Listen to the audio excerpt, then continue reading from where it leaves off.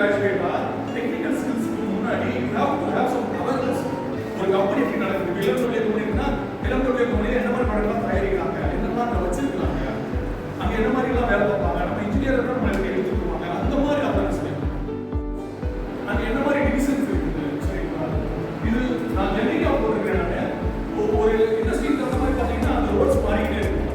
ஒவ்வொரு இடத்துலையும் வேறு மாதிரி ரோட்ஸ் கொடுப்பாங்க, அந்த நேம் வேறு மாதிரி கொடுப்பாங்க.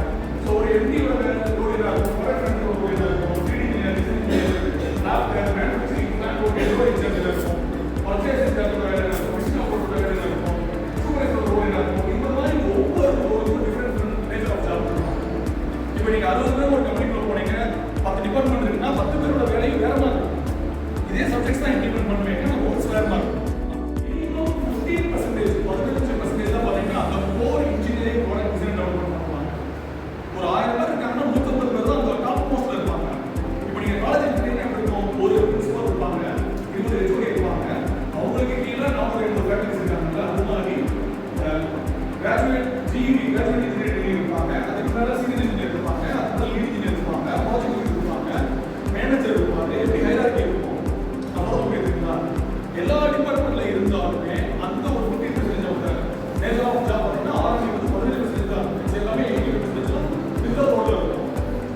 ஸோ ஒரு வேலை என்ன பண்ணுன்னா மூவிங் ஃபார்வர்ட் ஃபர்ஸ்ட் நம்பர் 1 என்னன்னா படிச்ச படிப்புக்குள்ள ஒரு கம்பெனியில் போய் வேலை பார்க்கணும். அது எதுவாக இருந்தாலும் பரவாயில்ல, அது ப்ரொஃபஷனாக இருந்தாலும் பரவாயில்ல, குவாலிட்டியாக இருந்தாலும் பரவாயில்ல, அசம்பிளியாக இருந்தாலும் பரவாயில்ல. நான் சொல்ல புரியுதுங்களா? செகண்ட் நம்பர் 2 என்னன்னா அடுத்து போகும்போது இப்போ நான் வந்து ப்ராடக்ட் டிசைன் டெவலப்மெண்ட் தான் ஒர்க் பண்ணேன். நான் ஸ்டார்டிங்கில் பார்த்தீங்கன்னா ஆட்டோமேட் சாஃப்ட்வேர் ஸ்டுடியோவில் ஒர்க் பண்ணியிருந்தேன். 2 வருஷத்துக்கு அப்புறம் அனலிஸ்ட் ஒர்க் பண்ணேன், ஹைட்ரோ சயின்டிஸ்ட் ஒர்க் பண்ணியிருக்கேன். பொதுவாக என்ன பண்ணணும், ஸ்டடி பண்ணணும் மார்க்கெட்டில்.